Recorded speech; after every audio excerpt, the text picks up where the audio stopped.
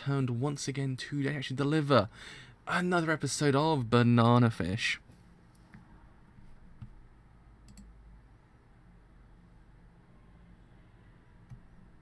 So on this stream, actually, our current episode 10 of Banana Fish, and as we know, last week's episode actually was probably the most emotionally heart-wrenching episode of the whole entire series thus far. Really, it was. It's one of those episodes I still haven't forgotten what actually transpired in an episode, because it sticks with you. It really does. It's one of those ones that every single time you think about it, it tugs more at your heart, makes you just kind of go into this, like, I don't know what it even is at this point. The kind of the place that you go towards. It's just one of those things that the way the show impacts you is absolutely fantastic. It leaves you just gasping for air and all that, and you're kind of sitting there going, please, just give everyone a kind of a happy ending. Just give Ash and AG and everyone a happy ending, please. Everyone of the main characters, give them a happy ending, because they just deserve it. It's horrible. It's horrible.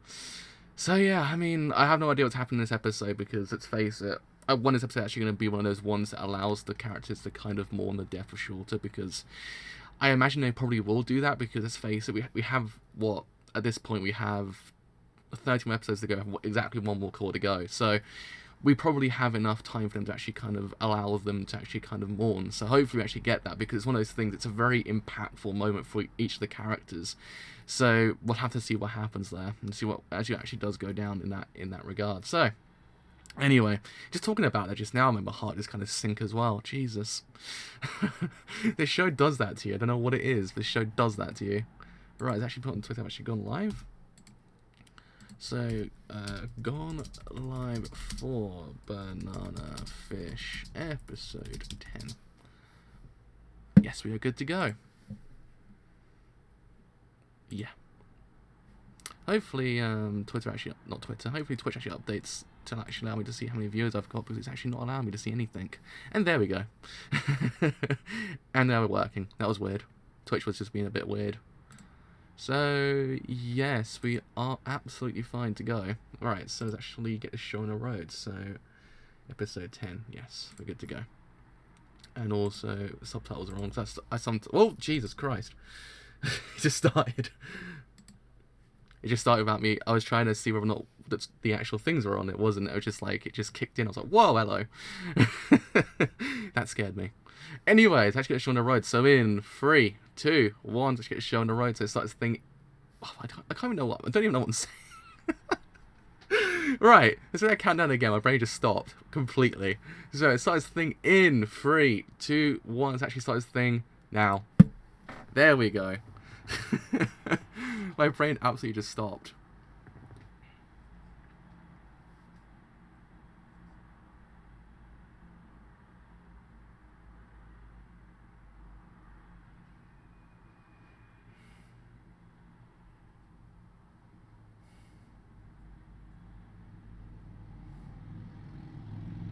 Oh man, just get this person off the screen. Please just get Arthur off the screen. Oh man. Stop him. Just get him off. Just make him leave.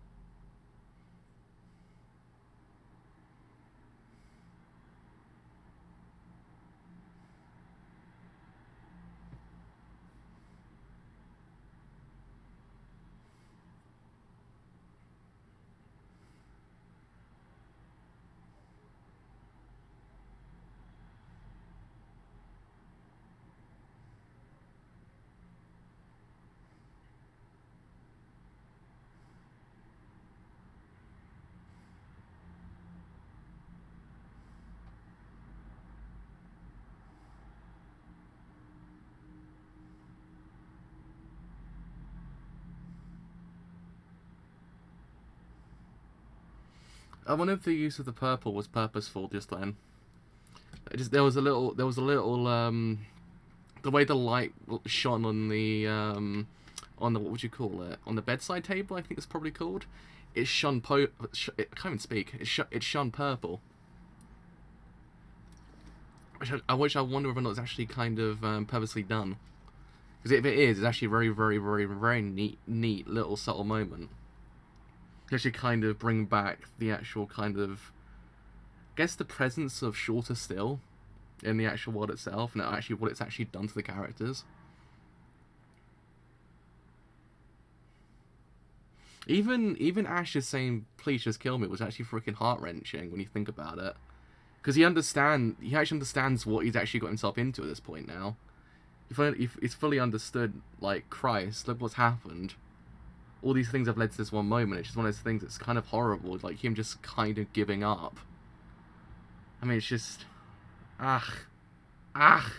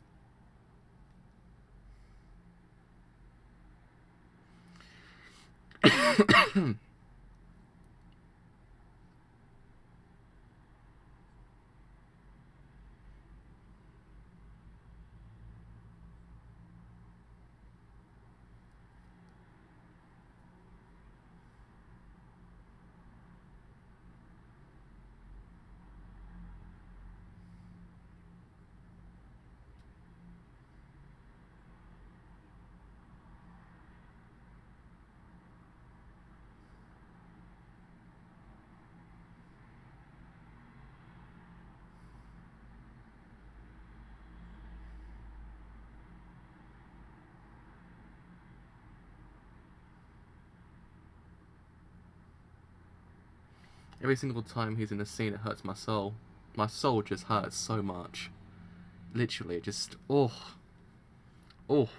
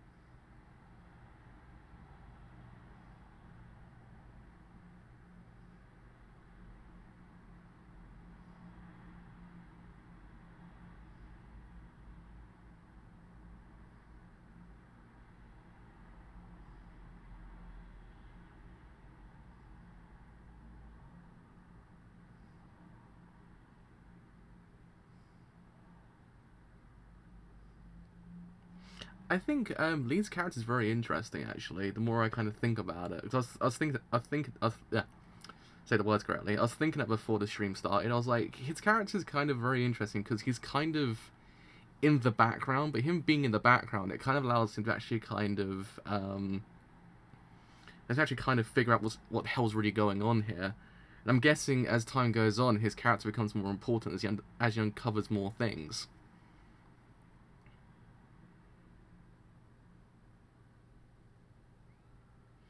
So, I mean, it subtly kind of improves his overall kind of importance to the world itself, while him actually kind of actively always being there.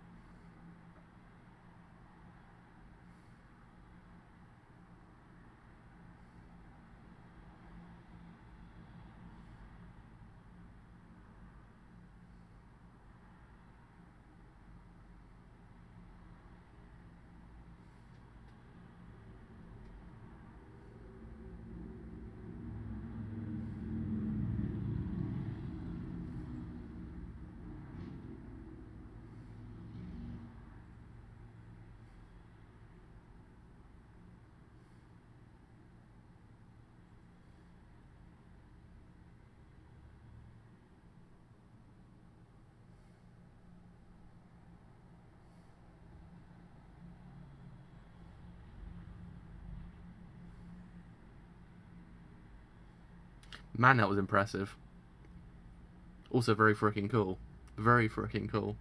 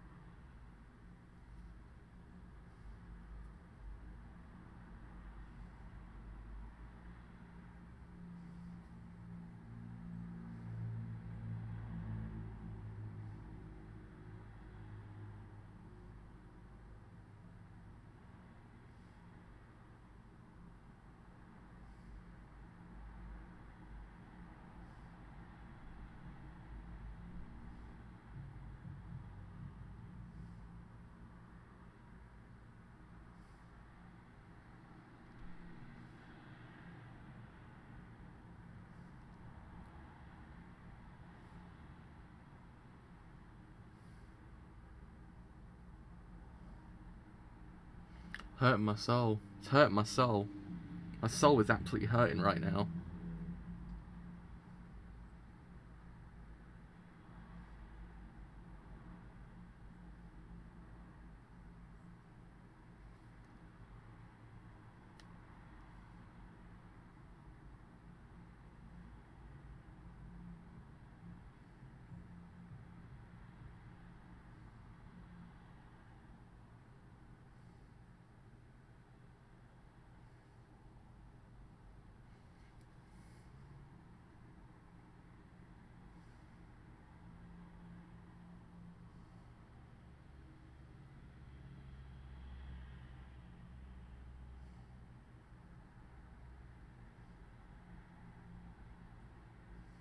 I mean, damn. I mean, damn. Jesus Christ, Ash. Jesus Christ.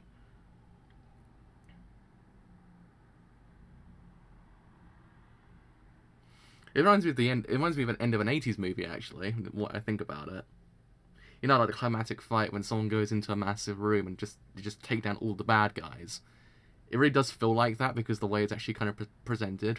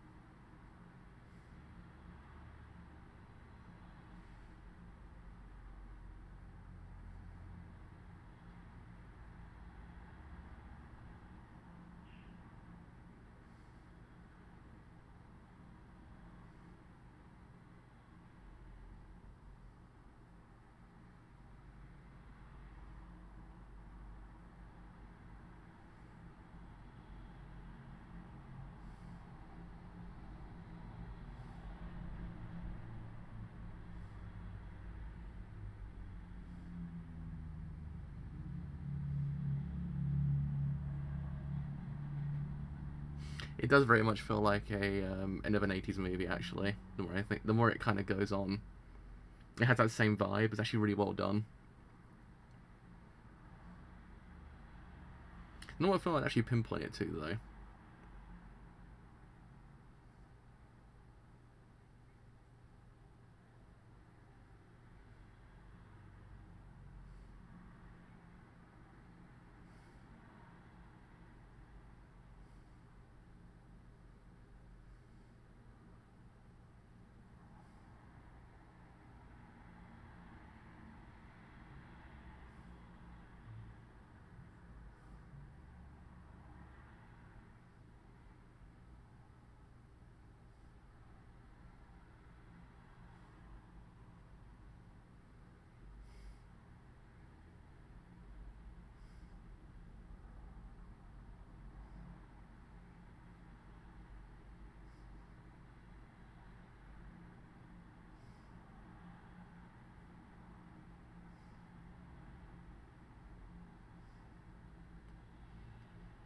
AG, my boy. AG, my boy.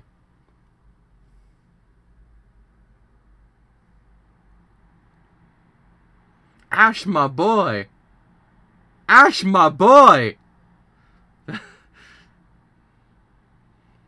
I slightly feel healed. I slightly feel healed.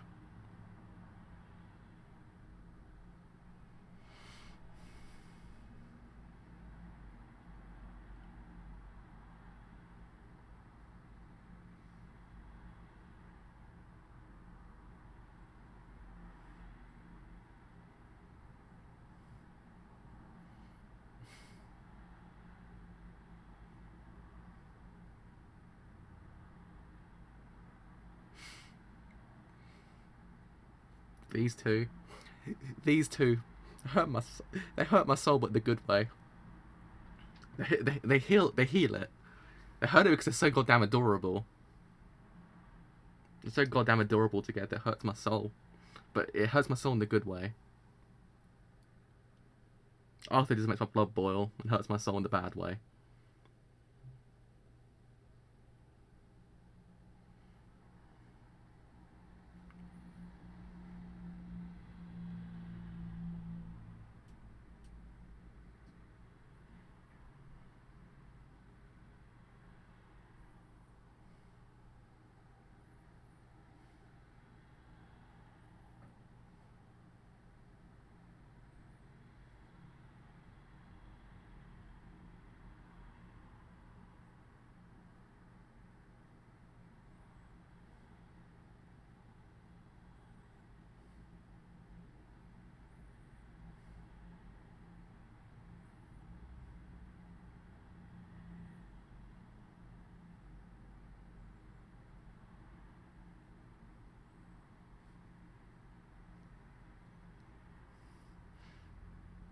I mean, when you think about it, it actually is the most perfect catharsis to the last week's episode. You see it all kind of just go up in destruction.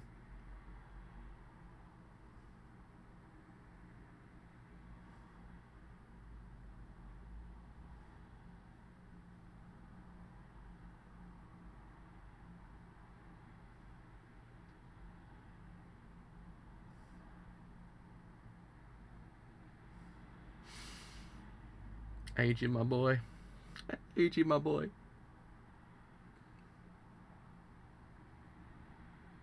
AG, my boy.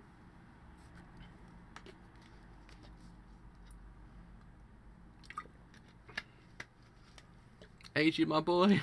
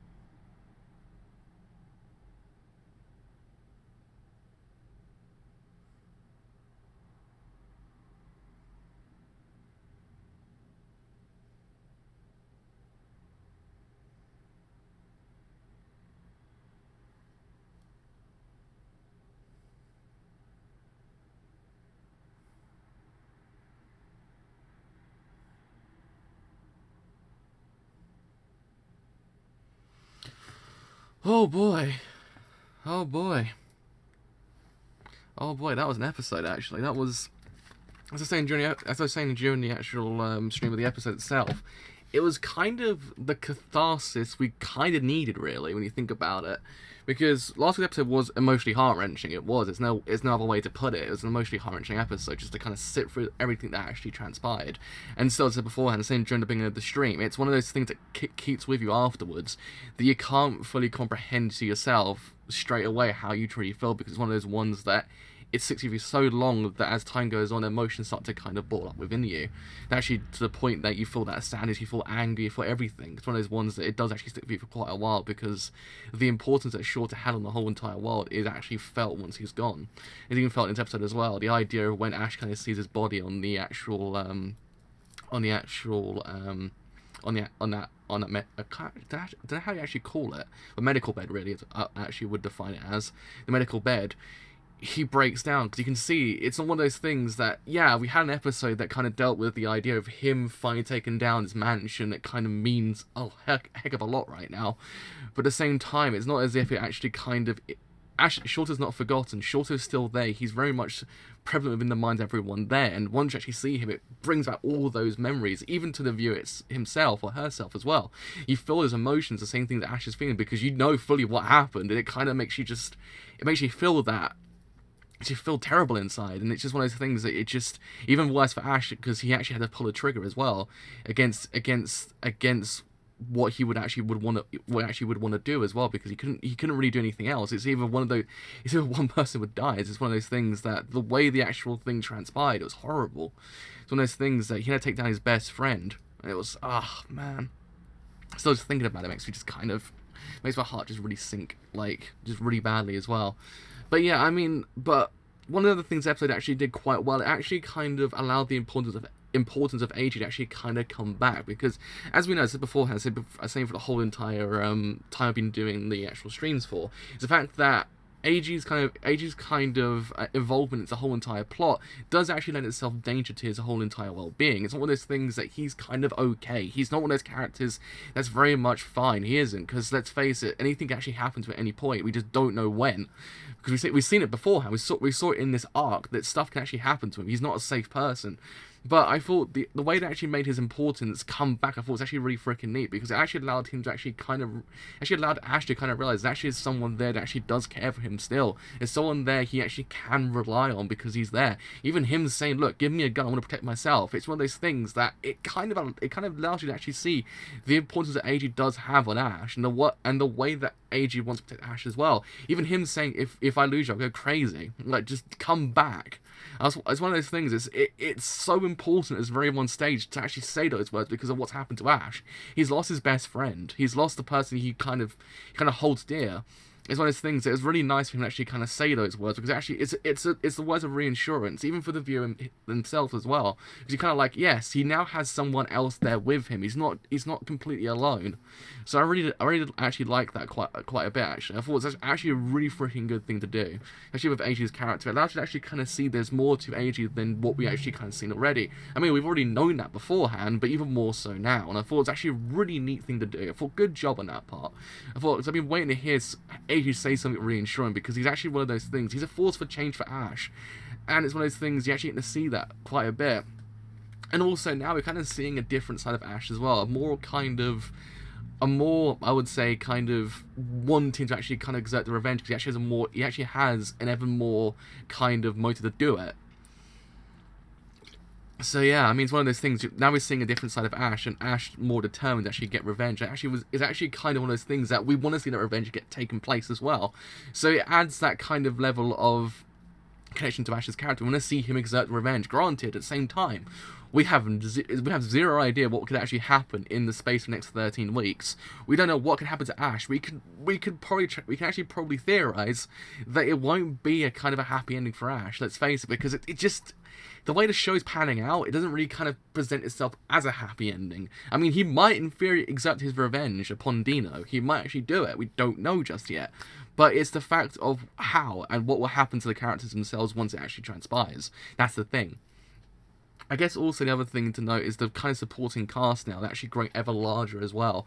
The fact with Lee, as I said beforehand, Lee's character is very freaking fascinating, actually. Even more so at the end, because we really don't know just yet what his motives are.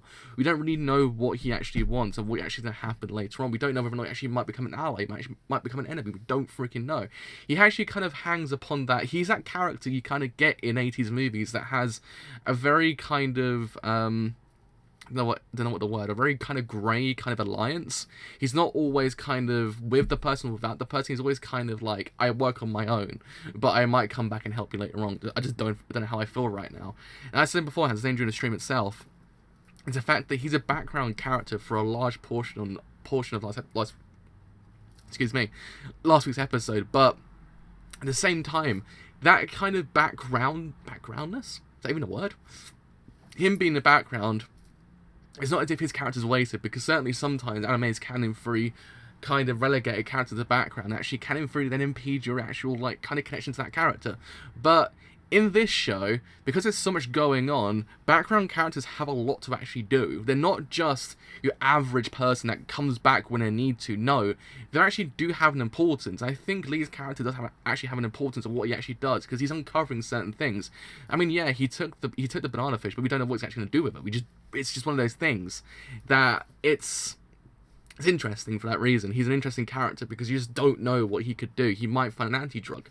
It's one of those things that something could actually happen to one of the characters. He comes back like, yo, by the way, I actually have his anti-drug now, so do not worry about it. Because again, they themselves don't really know the effects of what it actually can do to a person, because you saw it. They wanted Shorter's brain because they just don't know just yet.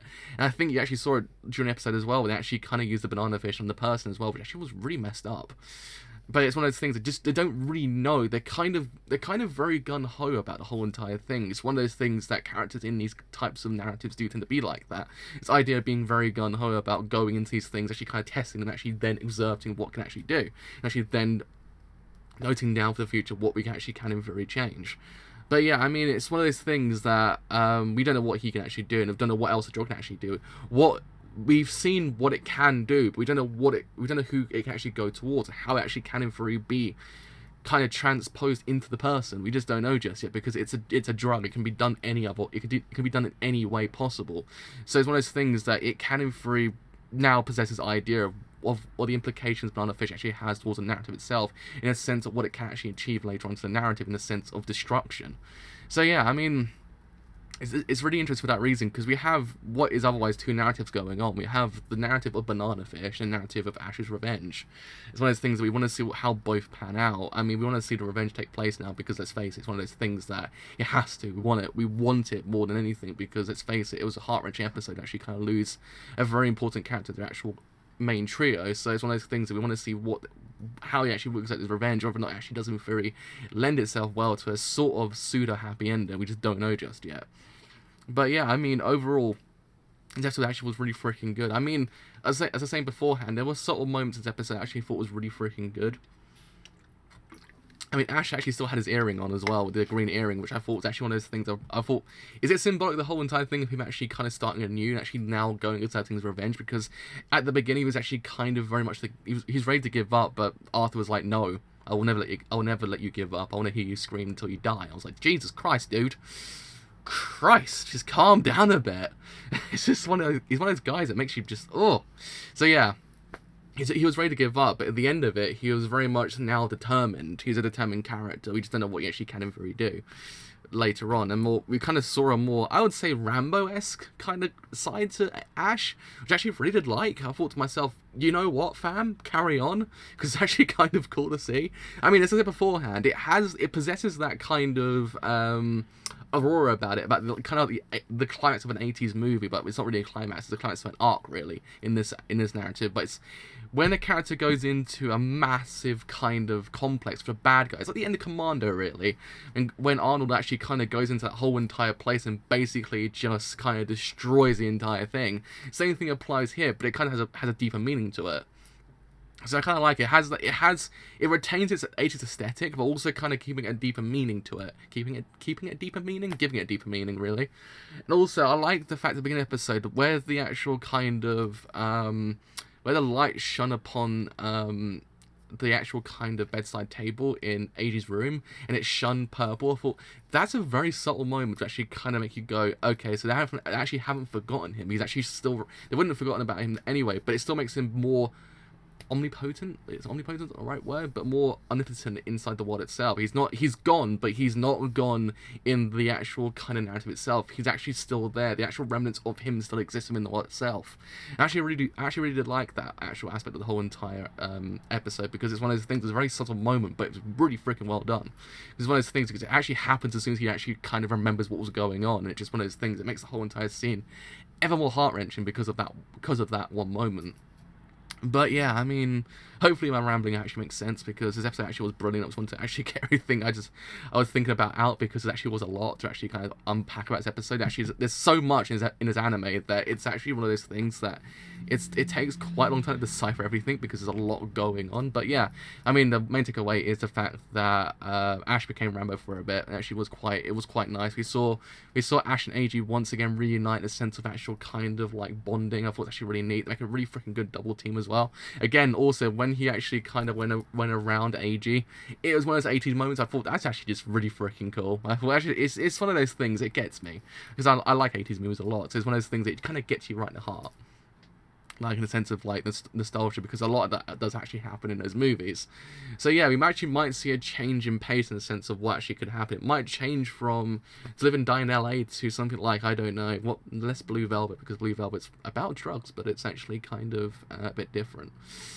But yeah, so well, Blue Velvet's actually about a lot more, but so much more actually. Blue Velvet's about a lot. It's also about gangs as well, and also yeah, it's actually about gangs. I didn't realise that. I should watch that movie again one day. It's really freaking good. It's a really freaking good movie. Do go watch it. It's one of those ones that if you actually kind of like this anime, it's one of those ones that I would say kind of go back as a reference, because it's actually really freaking good. It actually kind of has a similar vibe to it, in a way. It's very to the period. Actually, it's actually very cool for that reason.